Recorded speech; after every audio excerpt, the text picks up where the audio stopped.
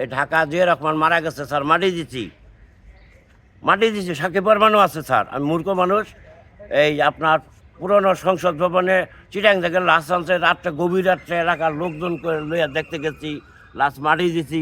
অনেক সৈনিকেরা আমরা তখন স্যার ওই যে ক্যান্টনমেন্টে স্যার আর্মির কাজই করি, ধোয়া মোছা পুষা পাচ্ছি, ফুলবাগানে পানি দেওয়া।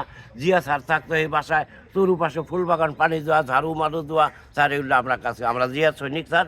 এখন স্যার আপনারা এই যে এলাকার গ্রুপ আলবদর আলবাহানি যে আপনার পাকিস্তানি গ্রুপ, এই যে মনে করেন যে এগুলা স্যার মা বোন ইজ্জত নষ্ট করছে স্যার, আমরা নিজের চোখেরা দেখছি।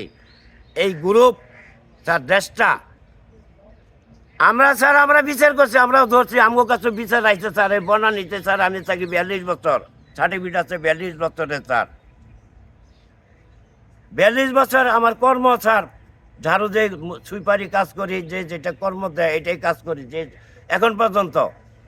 এই যে আমাদের খোকো স্যার তারেক সাহেব এখানে যে ছিল স্যার, খেলাধুলা করতো বনানী মাঠে, কোয়াটার আমরা স্মৃতি আমার বিয়ে শাদি করলো, তখন থেকে আমরা স্যার তাদের কর্মিক, তাদেরকে স্যার দলে দলে আপনারা সব লাইকা ভোট দেওয়ার চিন্তা ভাবনা করবেন স্যার।